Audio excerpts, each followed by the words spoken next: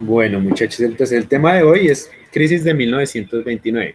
Antes de que hablemos de la crisis de 1929, que también se conoce como el crack del 29 o la Gran Depresión, es importante hablar del país en donde se da esta crisis. ¿Y por qué es importante hablar del país? Porque la mayoría de crisis se dan de estas crisis que ha tenido, digamos, el mundo, tienen su origen en la potencia o el primer país o el país más importante del mundo, que es los Estados Unidos. Acá vemos una imagen, digamos, vamos a hablar de algunas características de Estados Unidos. Primera gran característica, pues es la primera potencia del mundo, no solo, o bueno, digamos, por su riqueza o por su actividad económica, es uno de los países económicamente más fuertes, uno de los países más desarrollados, es uno de los países que tiene la mayor cantidad de poderío militar y eso lo hace bastante fuerte y que tiene un sistema económico bastante fuerte, muchísimo más robusto que el de otros países. Acá vemos al compararlo con otros países como China, que han venido teniendo una puja en los últimos meses alrededor de quién es el país o quién es el país más fuerte económicamente.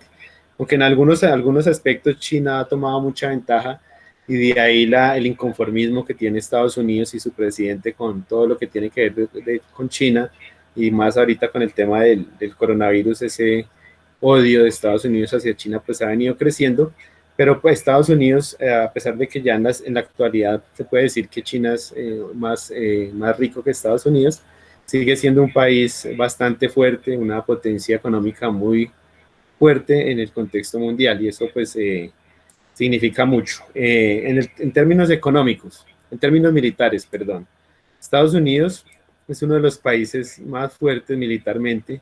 Acá vemos digamos, unas cifras de lo que sería su gasto militar, su número de hombres y su fuerza con respecto a otros países como Rusia, que Rusia es como el referente a la hora de comparar a Estados Unidos en términos militares. Sabemos que mientras el gasto militar de Estados Unidos es de 544.200 millones de dólares al año, un país como Rusia apenas gasta 69.200 millones de dólares. Y esto, o sea, no alcanza a ser ni casi una décima, un poquito más de una décima parte de lo que gasta Estados Unidos en guerra, lo gasta bueno, en guerra no, sino en su inversión militar, lo gasta Rusia. Acá vemos ya la diferencia entre Rusia, que puede considerarse como el segundo país más militarizado del mundo después de Estados Unidos. En cuanto a personal, Estados Unidos es quizás el país que tiene más militares en su ejército o en sus fuerzas militares, con 1.301.000 hombres, mientras que un país como Rusia tiene apenas 771.000. El segundo país con más militares o de más gasto militar es Corea, que también tiene alrededor de los 1.200.000, 1.300.000 militares, Corea del Norte. En cuanto a la fuerza terrestre, están un poco más parejos en cuanto a tanques y vehículos. Estados Unidos tiene 54.800 y Rusia tiene 54.200.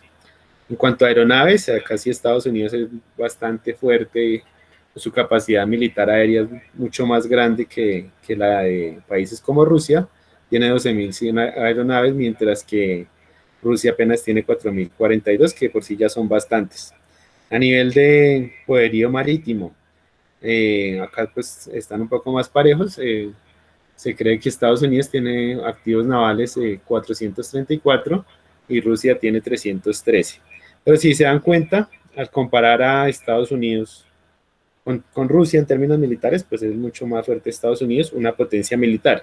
Y al compararla con China, aunque pues China ha venido avanzando bastante, Estados Unidos igual sigue siendo una potencia económica. Entonces tenemos un país fuerte en el ámbito económico y fuerte en el ámbito militar, lo que lo hace pues la primera potencia del mundo. Además de eso, Estados Unidos consume el 18% de la energía mundial.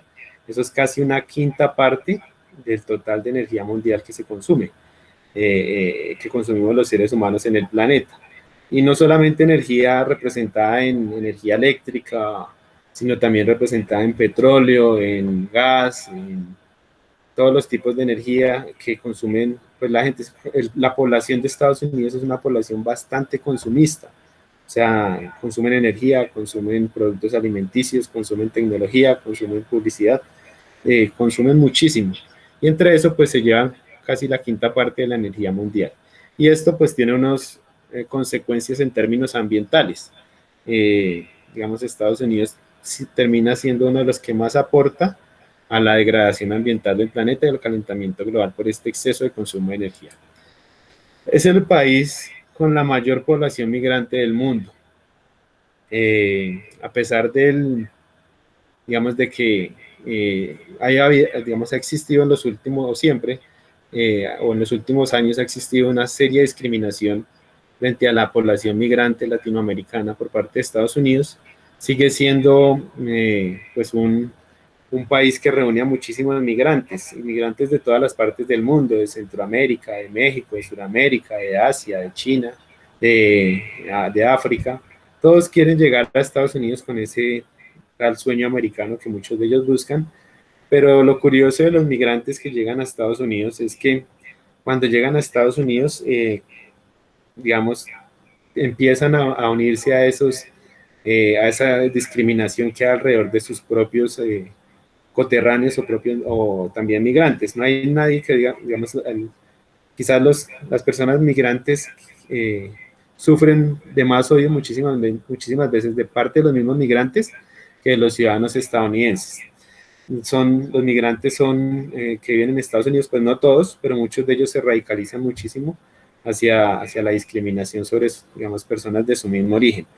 Y esto pues se profundiza con la visión que tiene un presidente como Estados Unidos, que siempre ha culpado de todos los males que pasan allí en su país a los migrantes. Entonces el discurso que ha tenido el presidente Donald Trump siempre ha sido como el país está lleno de migrantes, está invadido de migrantes, todos los crímenes, todos los delitos que pasan en Estados Unidos van por cuenta de los migrantes. Entonces curioso ahí ese tema. Y además ahorita en época de elecciones, pues se ha agudizado esos discursos en contra de los migrantes.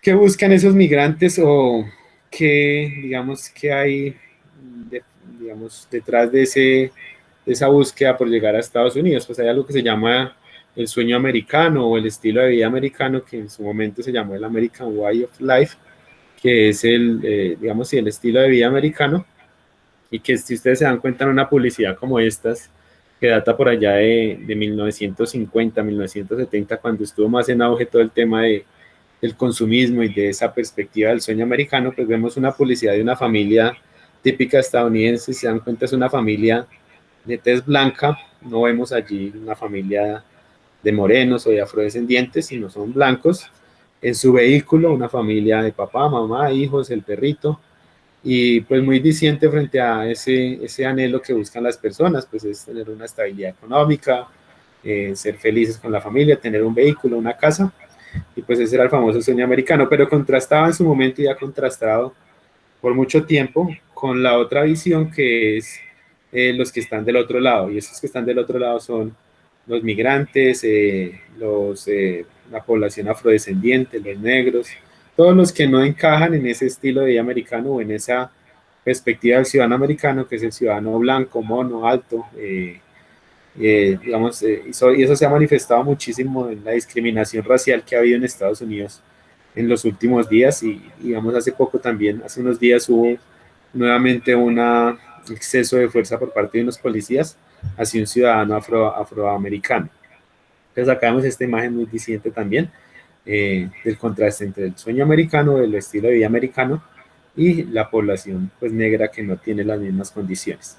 Pero ¿por qué hablar de todo esto antes de hablar en crisis? Porque uno siempre mira a Estados Unidos como un país, digamos, fuerte en términos económicos, en términos de su cultura y demás, pero es un país que ha tenido varias crisis económicas que han marcado un poco pues, lo que es la economía de Estados Unidos y su modelo económico. Entonces vamos a sentarnos en una de esas crisis económicas, y esa crisis económica es la de 1929 o la famosa Gran Depresión. ¿Por qué hablar de la Gran Depresión digamos, en nuestros temas del periodo de lo poco que nos queda del segundo periodo y los temas que ya estamos avanzando del tercer periodo? Porque nuestro tema central que estamos viendo ahorita es contexto político, económico y social de América en el siglo XX, y digamos esto de la crisis de 1929 tuvo muchísima relevancia en la economía de América Latina. Ya habíamos hablado en la clase anterior de lo que había sido la Revolución Mexicana, y algunos elementos de la cultura mexicana. Esta vez pues, nos vamos a ir un poco más hacia el norte, a ver cómo era la forma de vida de Estados Unidos. Y ese país de Estados Unidos, bueno, ha tenido tres grandes crisis en la historia digamos, de su economía.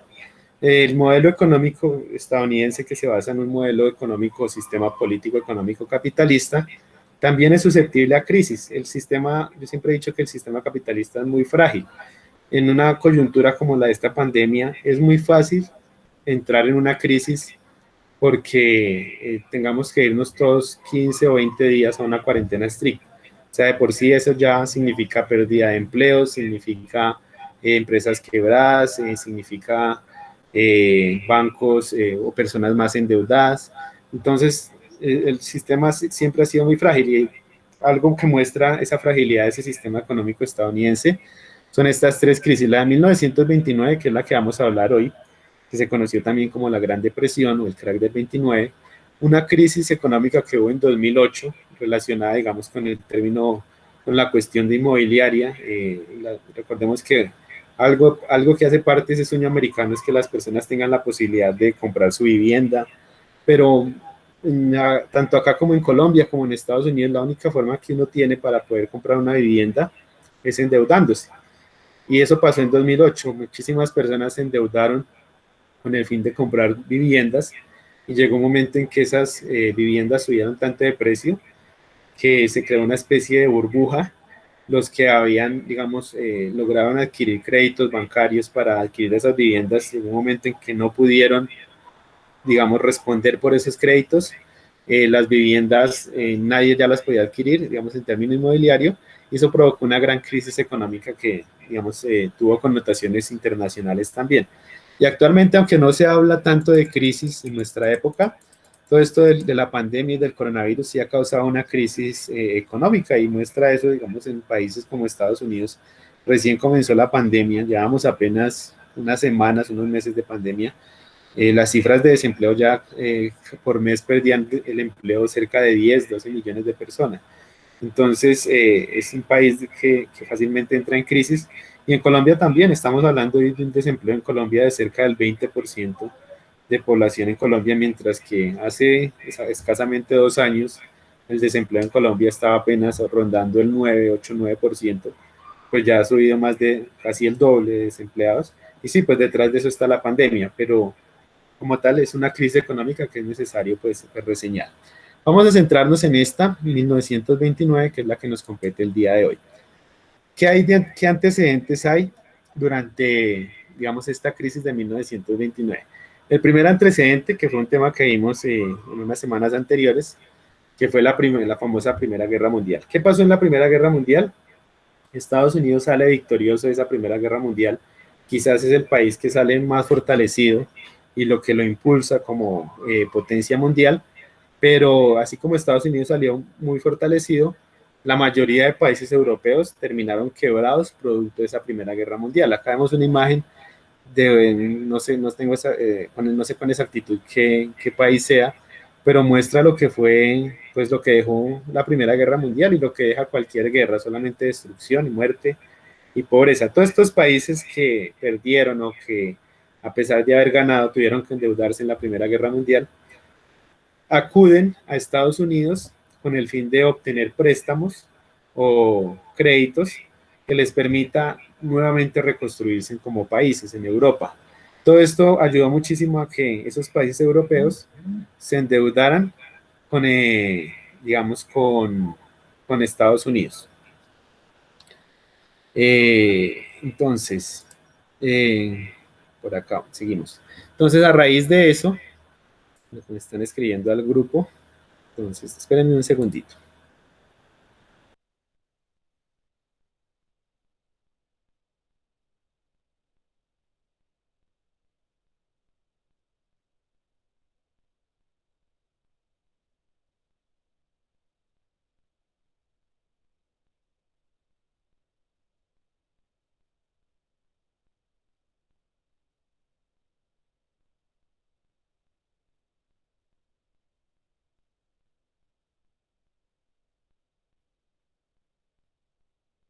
Listo, continuamos.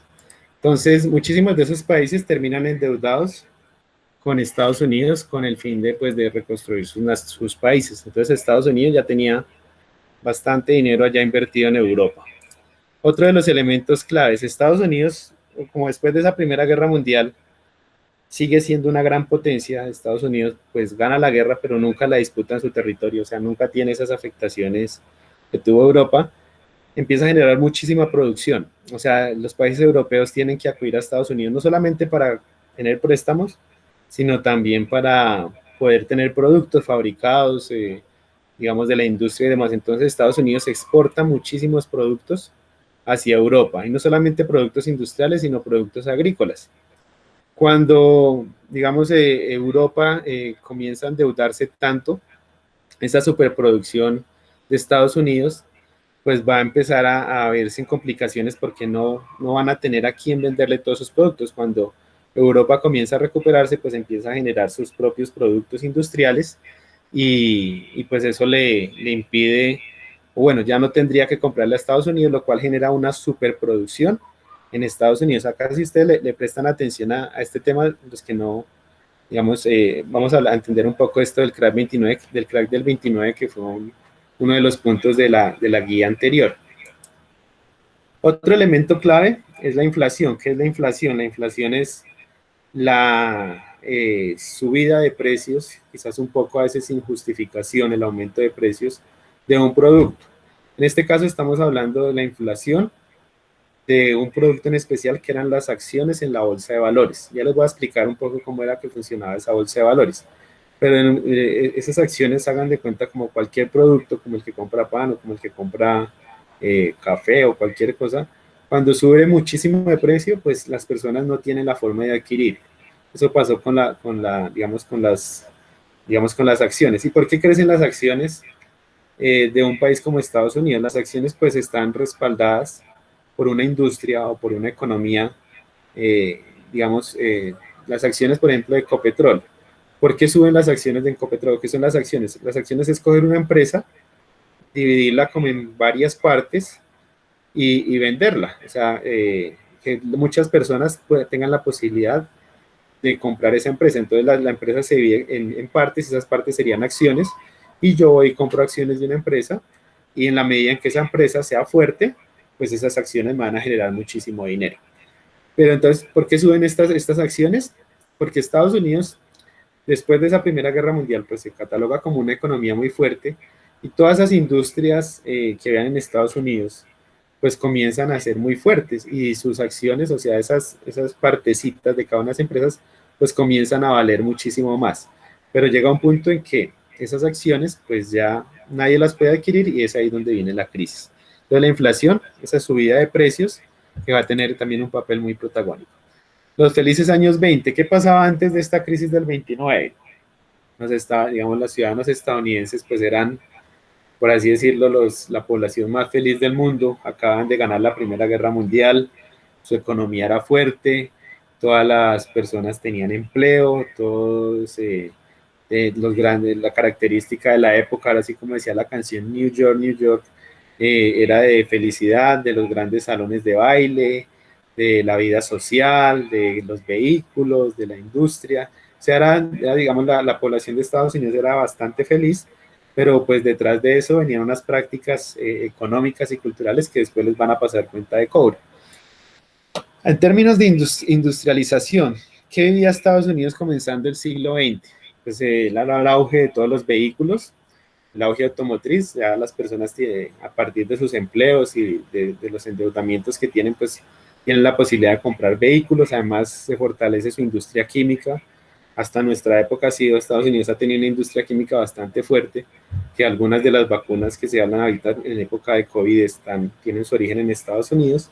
Igualmente la industria de los textiles, la industria de petróleos. Estados Unidos tiene muchísimas reservas de petróleo, no solamente en su territorio, sino en otros territorios donde tiene pues poder sobre esos territorios. La industria farmacéutica, el teléfono también empieza a ser un importante medio de comunicación, el radio, la radio, el cine.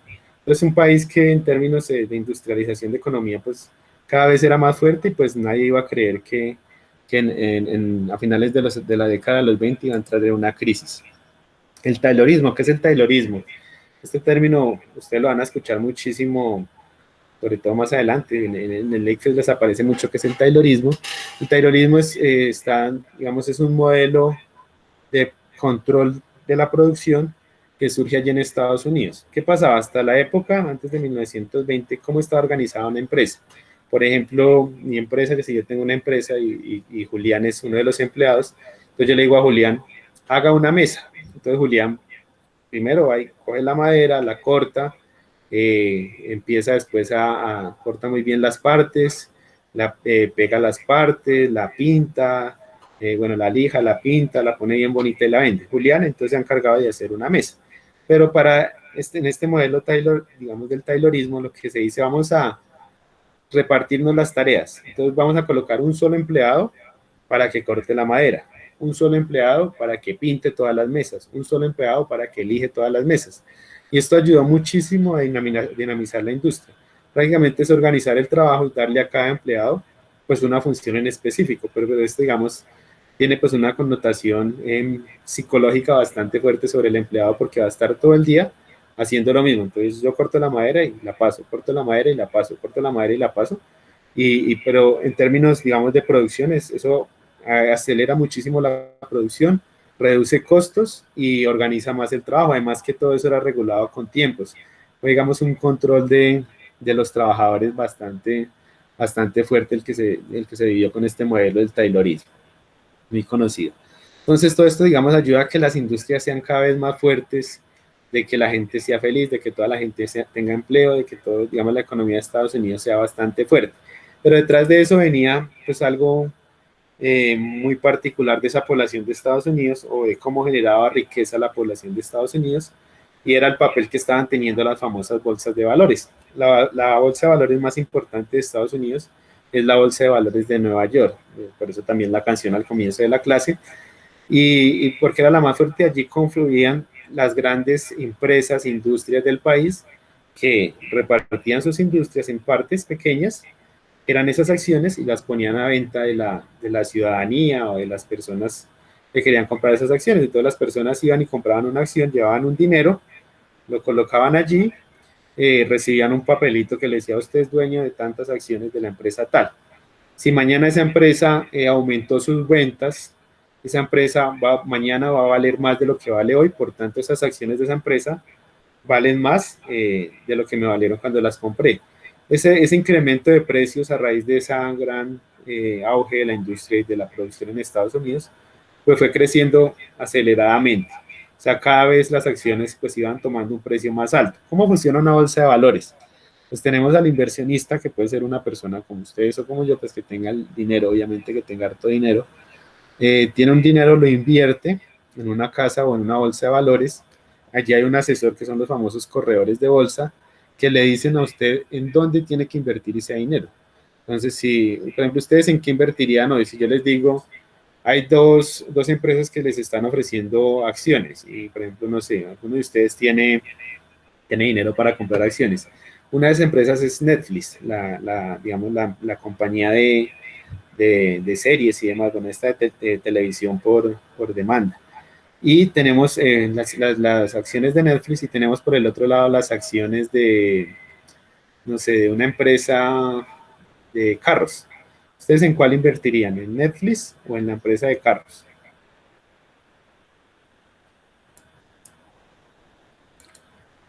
Me responderían ahí.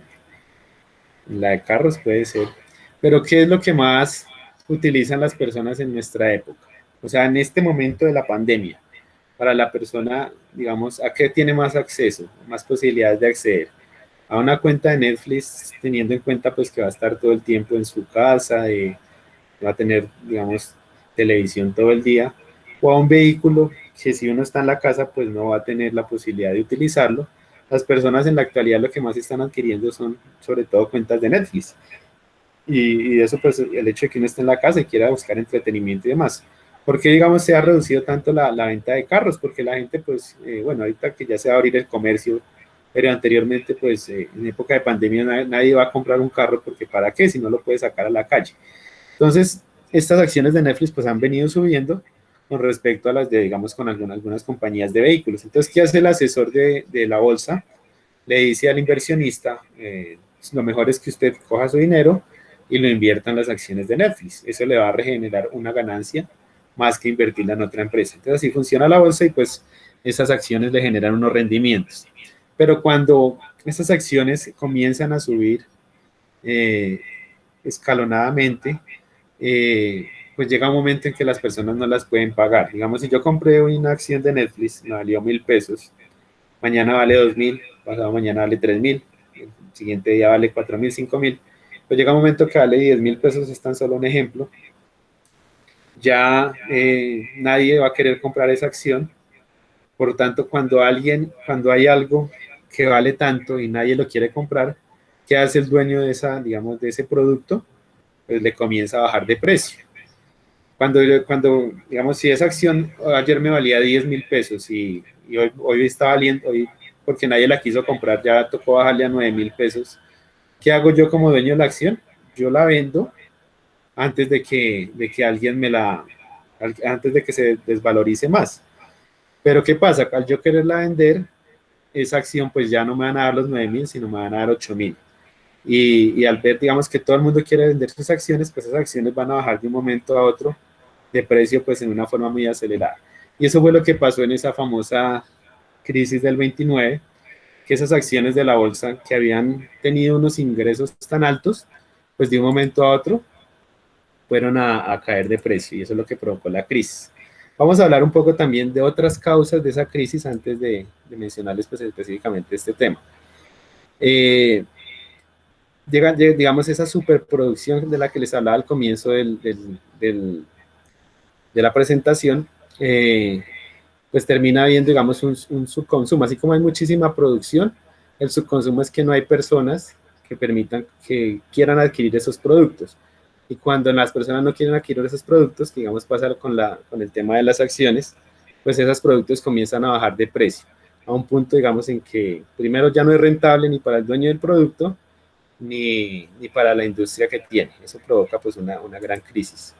El comercio internacional, también les decía, otra de las causas de esa gran crisis es, digamos, el hecho de que Europa se empiece a recuperar, pues disminuye mucho esas relaciones comerciales entre Europa y Estados Unidos comienza a adquirir menores ingresos por el mercado que comercializa con Europa, es decir, ya no comercializa tanto con Europa, por lo tanto, comienza a sobrarle muchísima producción industrial y agrícola que hay en su territorio. La especulación, este sí está relacionado con el tema de las acciones. Cuando algo, digamos, empiezan a subir las cosas de precio, por ejemplo, hablamos otra vez de las acciones de Netflix. ¿Por qué suben las acciones de Netflix? Porque la pandemia nos dice que la gente va a estar en la casa, entonces yo especulo, yo digo, la gente se queda en la casa, entonces esa mañana va a valer más. Pero puede que mañana, como va a pasar ahorita desde el 1 de septiembre, digan todo el mundo a la calle, entonces esas acciones de Netflix ya no van a valer tanto y se van a bajar de precio. Entonces, ¿qué hace un asesor o un corredor de bolsa? Simplemente especular sobre lo que va a pasar para decir dónde la gente invierte su dinero. ¿Y qué provoca esa crisis? La mayoría de estas personas en Estados Unidos que adquirieron las acciones lo hicieron endeudándose. Como era tan buen negocio adquirir acciones, las personas se fueron para los bancos, sacaron prestado dinero, le invirtieron en la bolsa de valores para que ese dinero le generara una ganancia y pudieran después posteriormente pagar los créditos. Pero ¿qué pasa? Al caer de valor las acciones y al yo quererlas vender y que nadie me las quiera comprar, esa deuda que yo tenía con el banco pues se va a mantener ahí constante y yo no voy a tener cómo pagar ni los intereses ni la deuda como tal. Si digamos, hay muchísima gente que debe en los bancos y si esa gente que debe en los bancos no tiene cómo pagarle a los bancos, pues ¿qué va a pasar con los bancos? Los bancos quiebran. Y ese, digamos, fue otro de digamos, de esas consecuencias de esa gran crisis que fue la quiebra de los bancos.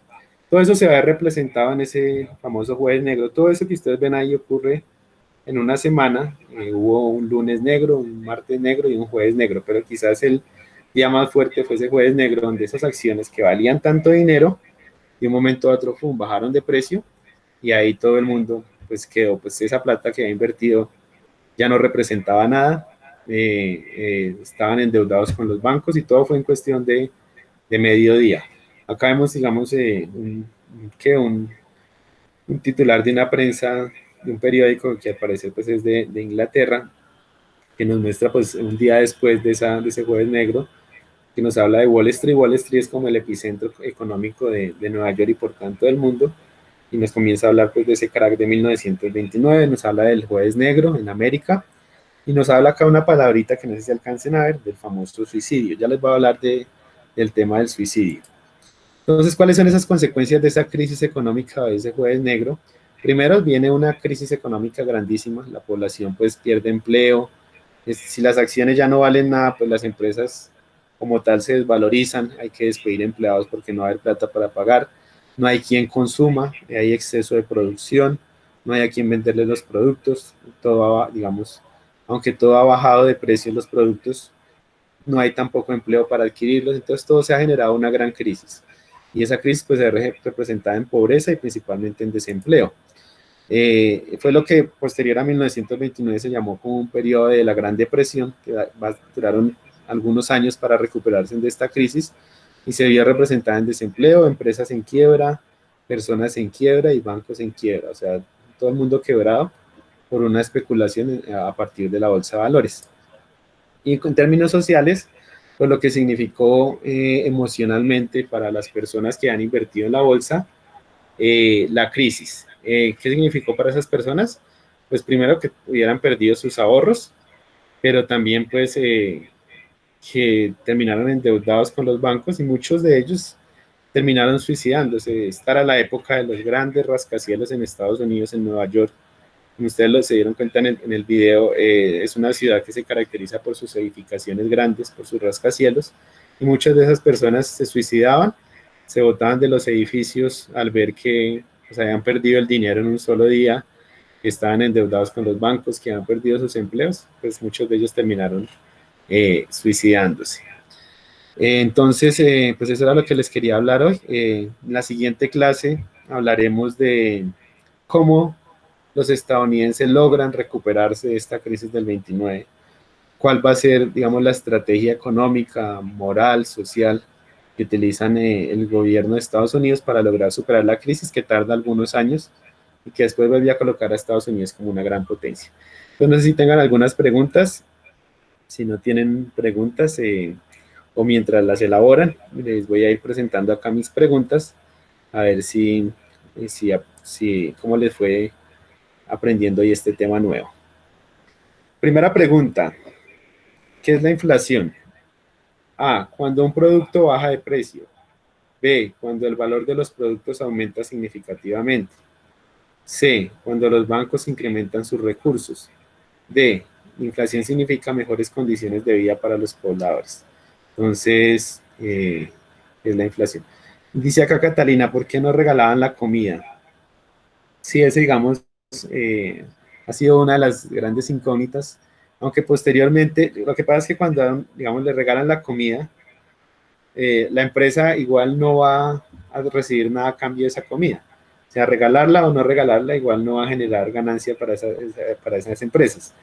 Y puede que, digamos, esa comida que acaban de producir, no sé, un lote de comida, sirva para aliviar el hambre de una semana de la población que estaba desempleada y en pobreza.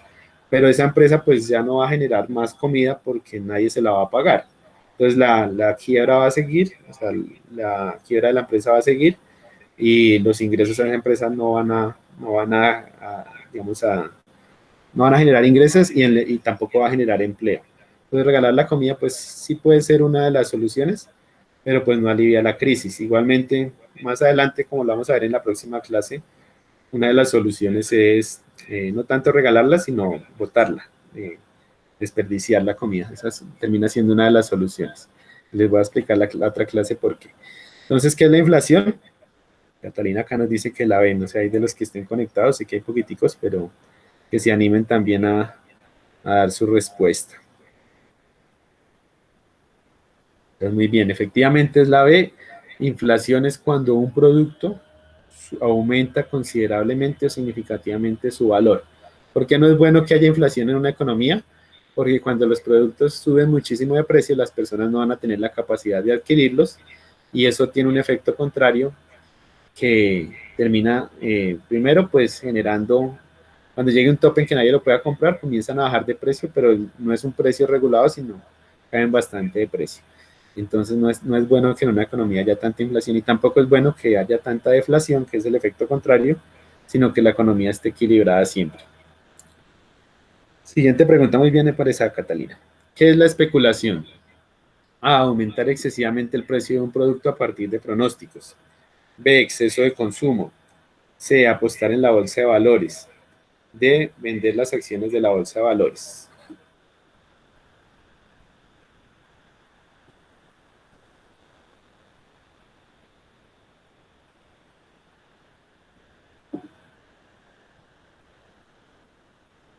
¿Quién se anima ahí a dar la respuesta?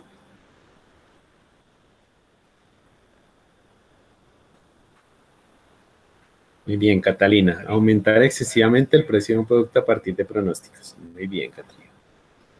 Listo, siguiente pregunta. ¿Por qué la crisis generó desempleo? A, porque se fueron las empresas extranjeras. B, muchas empresas quebraron y tuvieron que despedir personal. C, nadie quería trabajar en el campo. D, porque las personas exigían mejores salarios y fueron despedidas. ¿Qué dices, Catalina, y qué dicen los compañeros?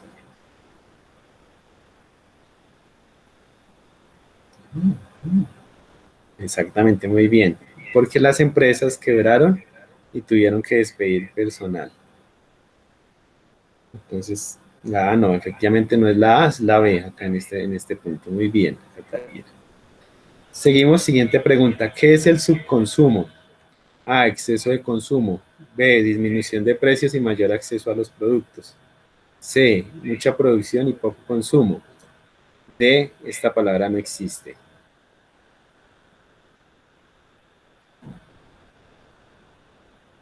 Exactamente, efectivamente acá es la C, mucha producción y poco consumo. Muy bien. Y última pregunta, bueno, ya no hay más preguntas. Entonces, en la próxima clase hablaremos del tema del New Deal, que es todo el proyecto económico, político y social que se utilizó para salir de la crisis. Entonces, muy bien, a los que se quedaron hasta el final,